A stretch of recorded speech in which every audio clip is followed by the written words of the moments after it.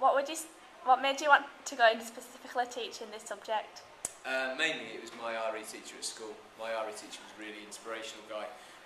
He was very different from the rest of our teachers. He spent a lot of time discussing things with us rather than asking us just to write things down. It was all about our own opinions. And he really pushed us, and that was the main thing. He really made us think, whereas other teachers were just kind of pouring information into our heads. He was asking us to figure it out for ourselves. So he's the guy who really got me into it. Have you grown up with religion, or do you follow one now? I was brought up with a religion. My dad's a Christian, and we went to Sunday school, me and my brother, until we were about 12 years old, I guess.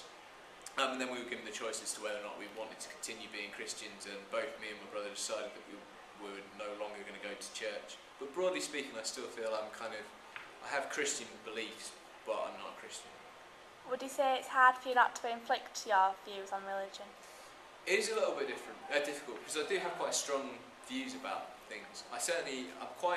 For an RE teacher, I think I'm pretty anti-religion. I actually think religion can be quite a destructive thing. But what I want to do is get young people to understand that at its best, religion is a brilliant thing. At its worst, it's probably the worst thing in the universe. And it's getting students to realise that there's a difference between the people who are running a religion that make it such an appalling thing, and the religion itself and the ideas of religion. How do you try and keep a professional, mature and unracist discussion in the classroom?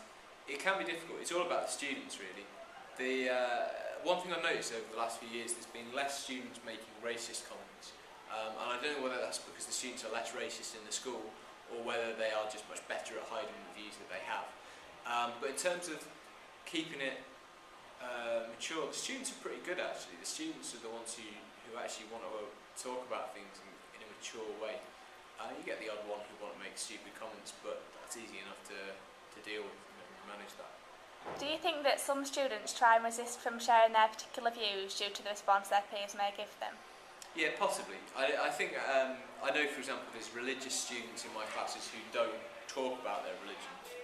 And that's both students who I know are from Christian backgrounds or Muslim backgrounds, Sikh backgrounds, Hindu backgrounds. And sometimes they can be less willing to share. And I understand where that comes from, because I think there's a lot of cynicism around religion, especially among young people.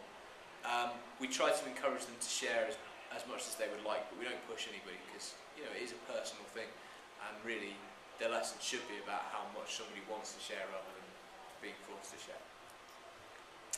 Thank you.